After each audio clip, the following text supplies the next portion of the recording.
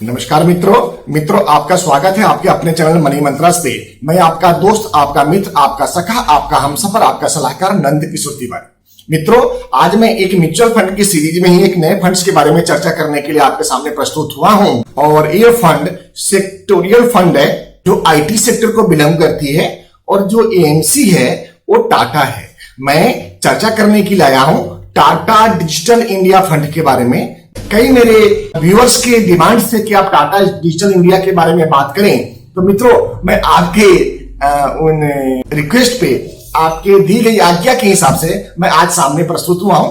मित्रों, digital India concept Bharat सरकार की एक बहुत ही दूरगामी कॉन्सेप्ट है, जिसमें अगर आप गौर करके देखेंगे तो पूरे विश्व में सबसे तेजी से बढ़ने वाला अर्थव्यवस्था हमारा हिंदुस्तान है।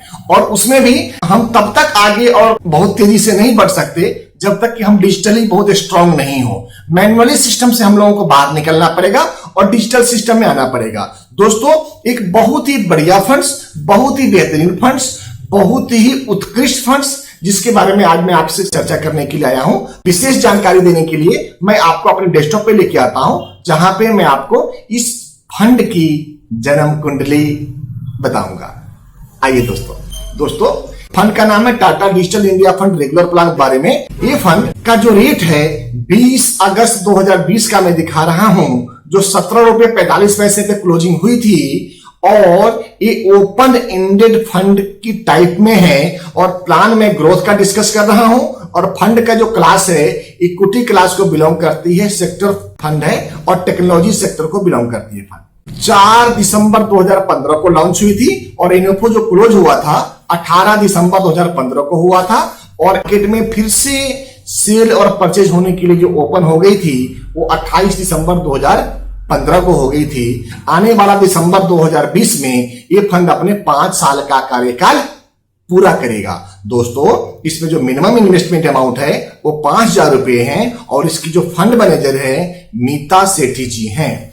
फंड की अगर साइज की बात करें तो लगभग 450 करोड़ के अप्रोक्सीमेट में इस फंड की साइज है एज ऑन डेट। और इसमें कोई भी एंट्री लोड नहीं लग रहा है और exit load with in 1 year 1% of fund value रहेगा। स्कीम की अगर ऑब्जेक्टिव की बात करें तो ऑब्जेक्टिव में ये बताया गया है कि आप आईटी और टेक्नोलॉजी फंड्स में अगर आप अपना निवेश को करते हैं, जिसमें हम आईटी और सेक्टोरियल फंड्स में 80% का एक्सपोजर रखेंगे, तो वहां पे एक लॉन्ग टर्म में आपको अच्छा रिटर्न्स देखने को मिलेगा।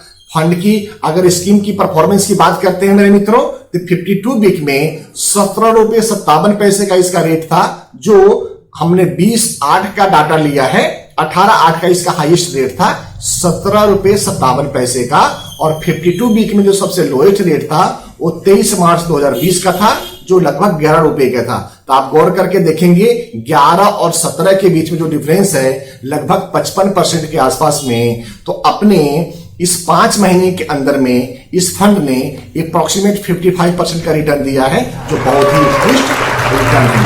मित्रों, अगर स्कीम की बात करें तो स्कीम की जो बीटा है 0.96 का है। स्कीम का जो शार्प रेशियो है 0.7 का है। स्टैंडर्ड डेविएशन है 22 का है। अगर हम फंड की परफॉर्मेंस की बात करें तो जब से फंड आया है तब से लेकर के एज ऑन डेट 12.81% का कंपाउंड एनुअल ग्रोथ रेट दिया है। मित्रों, जहां पे आज के मार्केट में आज के कोरोना जैसी महामारी में पूरी दुनिया की अर्थव्यवस्था डवाडोल हो गई है, उसके बावजूद भी अगर टाटा का डिजिटल इंडिया फंड ने आपको 12.81% का रिटर्न दे रहा है तो निश्चित तौर पे ये फंड का परफॉर्मेंस बेहतर है। मित्रों, अगर इस फंड की पिछले 3 सालों की बात करें तो 22.51% का CAGR है। पिछले 1 सालों में 18.06% का है। पिछले 6 महीनों में 16.20% का है। पिछले 3 महीनों में 138.39% का है। पिछले 1 मंथ में 103.01% का है। पिछले 1 वीक में 62.16% का है।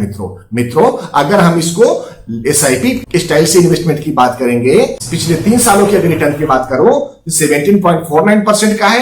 पिछले 1 सालों में अप्रोक्सीमेट 44% का है। पिछले 6 महीनों में 135% से ऊपर का है और पिछले 3 महीनों में 238.14 का रिटर्न है। डेफिनेटली फंड का परफॉर्मेंस पिछले कुछ समय में बहुत बढ़िया हुआ है, बहुत अच्छा सुधरा है और इस सुधार के साथ में फंड आगे बहुत तेजी से ग्रो भी कर रहा है और अपने इन्वेस्टरों को अच्छा पोर्टफोलियो रिटर्न भी दिखा रहा है। मित्रों, अगर मैं कंपनी वाइज पोर्टफोलियो एक्सपोजर की बात करता हूं तो 31 जुलाई 2020 के डाटा के हिसाब से इस फंड ने इन्फोसिस टेक्नोलॉजी में अप्रॉक्सीमेट 39% का स्टेक रखा है।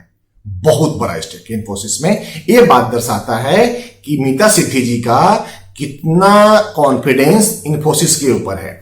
टाटा कंसल्टेंसी की बात करें अप्रॉक्सीमेट 17% का, एचसीएल टेक्नोलॉजी में अप्रॉक्सीमेट 9.70% का, विप्रो में 7.45% का, प्रेडियंस सिस्टम में 7.27% का, माइंडट्री में 3.86% का एक्सपोजर है, एलएनटी टेक्नोलॉजी में 2.83% का, टेक महिंद्रा में 2.66% का, ओरेकल फाइनेंशियल सर्विसेज सॉफ्टवेयर में 1.68% का और अदर में 8.98% इन्वेस्टमेंट एक्सपोजर है इनका। अगर आप गौर करके देखेंगे तो टॉप 5 होल्डिंग में इनका 80% का इन्वेस्टमेंट है, जिसमें इन्फोसिस, टीसीएस, एचसीएल, विप्रो और प्रेसिडेंट सिस्टम्स हैं। इसमें 80% का एक्सपोजर है मेरे मित्रों।